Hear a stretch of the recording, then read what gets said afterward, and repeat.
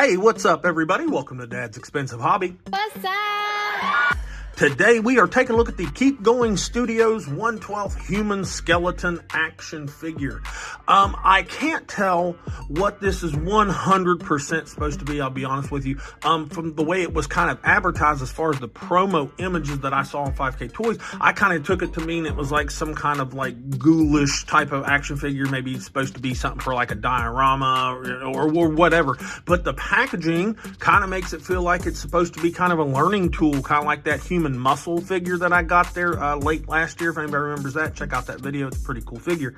And this is somewhat along those lines, only not quite as cool, but let's just get started on it real quick. The package right here, very small package. Do you see the shape of that right there? That's a weird little package. It's got a nice window, literally shows you everything going on inside. It says human skeleton right there. It says Tomb Raider collection right there. So I don't know if we're going to get more things like this from Keepgoing Studios. I'm not really sure. Got a cool little image if you hold it at the right angle, kind of looks like the Grim Reaper or something. And on the back, it shows the images of all the different colors or paint variations or whatever of this particular figure right there, and then some stuff in a foreign language that I can't read. Not a bad package other than the fact that it looks weird. Let's check out the skeleton here really quick. This is supposed to be 1/12, so let's see how tall these remains are. To the top of his head, he is exactly 6.5 inches tall, which would make the figure just north of 16 centimeters, not quite 16.5 centimeters. So he was a fairly decent heighted guy.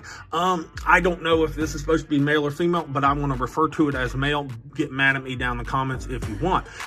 How dare you? Here he is next to a Marvel Legends Deadpool, so he's just a little bit taller than Deadpool, so I'll buy that. He was a guy with a decent height, amount of height on him. Here he is with an SH Figuarts Goku, and he's definitely taller than Goku since he would definitely have been over 6 feet tall.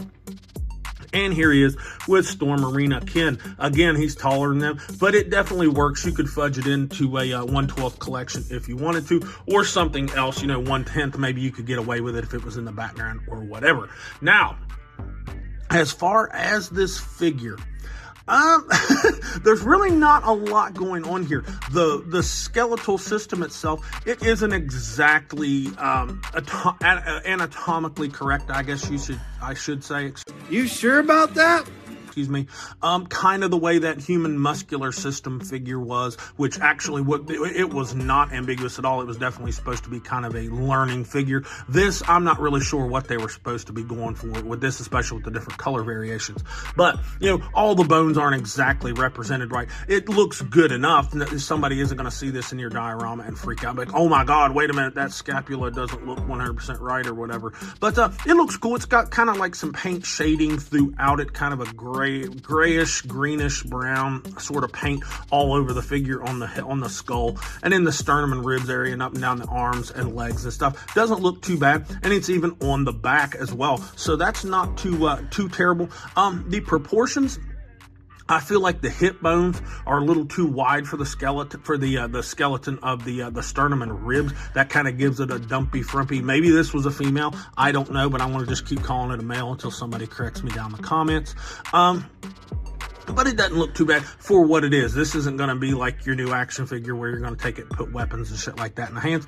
But it doesn't look too terrible for what it is. I will tell you this, it does move good, but we'll go over that more here in a second.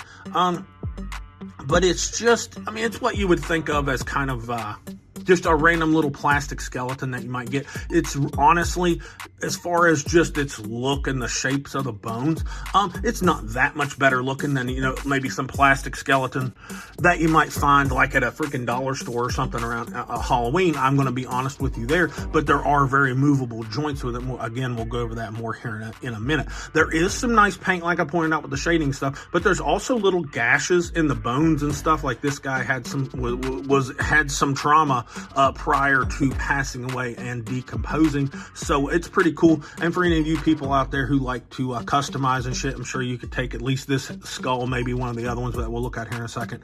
If you want to do like a Deadpool and Wolverine kind of skull, you could probably paint him. That kind of stuff. This is more for, a diorama, I think, or somebody wants to customize it and do some other crap with it.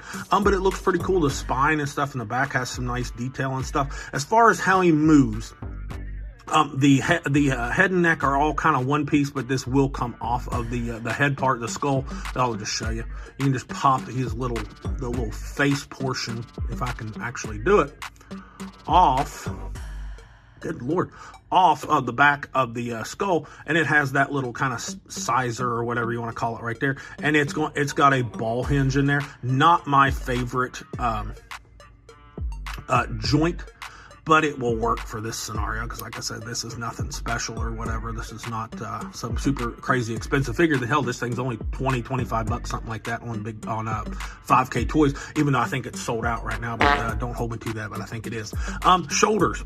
Oh, but I'll show you the head and neck. I mean, it'll move around, so you can put the neck and head however you want. Shoulders come up above 90 degrees. That's actually pretty good. And you can get a full 360 out of them. They even got a butterfly system built into them that actually looks pretty good. It'll bring that arm way across the body. Obviously, he has no bicep swivel because he has no bicep. Ha, ha, ha. Shut up, bitch! But he does have a single jointed elbow. Not the best looking thing, but I mean, it's just a little ball joint. That's usually what they use for skinny figures. And you'll only really get about 90 degrees, a couple degrees past it. Not that big a deal. Wrist is a ball hinge as well, so you'll get rotation and some movement there. Now, here in the spine, I'm not even going to call it the abdomen. In the spine, there are two different spots that have a ball joint, so you get like a crunch out of it right there. And then there's a ball joint, ball hinge, down here in the pelvis where the spine connects, and you'll get plenty of that right there, and you can get all your rotation, so that's not too bad. Hips are also a ball hinge, and tons of room right there if you need a skeleton to do a split. It'll do a nice front kick way up above, the waistline there, what's left of his waistline. Now, his pubic bones back here, they don't go, the leg won't go too far back, but that's not a big deal. No thigh swivel, really, because he doesn't have a thigh. Ha, ha, ha. Now, for some reason, they gave him a double jointed knee and literally all the range you want, but then again, there's no, clothing or, soft tissue to get in the way. The ankle is also a ball hinge, so it'll go down pretty good, up pretty good. A little bit of rocker. No peg hole, of course, and he has a toe hinge that's not too terrible, a little far back on the foot, but whatever. It's up and down and all that good shit. So overall, I mean, he moves pretty good for what he is. It's not the most appealing looking, but that's not really what you would get it for. Now, as far as accessories, he comes with two other head sculpts. He obviously comes with this on him in the package, but he comes with this almost kind of like a what's the word I'm looking for? Like almost like a Ghost Rider kind of head sculpt right here that looks pretty good, like the Ghost Rider thing without the flames. And it looks pretty good. It's got some black wash in it. It looks pretty nice. And another skull here with some horns and shit like that. And it's pretty cool. And the jaw on all three of them moves like that if that is a thing that you're into. So that's kind of cool. It's got some nice black wash. And this one's actually the one that looks more like Ghost Rider or whatever. But that is pretty much it for this guy. The two head sculpts, he gets no other accessories, no extra hands or anything. But for $25, maybe a little bit more than this. I mean, this is not expensive or anything, but for 25 bucks, just two extra heads. I guess for some people that's enough. Final thoughts on this guy. I'm not like thrilled that I own it or whatever. I'm honestly just bought it to review, but apparently a lot of people were liking it because, like I said, it's sold out on 5K Toys. Tell me what you think down in the comments if this is something you're looking for or something that you would have a reason to own other than to like put in the background of some other figures that you own, you know what I mean? But anyways, I'll give it a C. I mean, it's average. It's okay, I guess. Buy it if you want to. I mean, you're not going to be out a big bunch of money if you do. Anyways, that's all I have got for this figure. Like, subscribe, comment, all that good stuff. And this has been Dad with Dad's Expensive Hobby. And I'll talk to you all in the next video.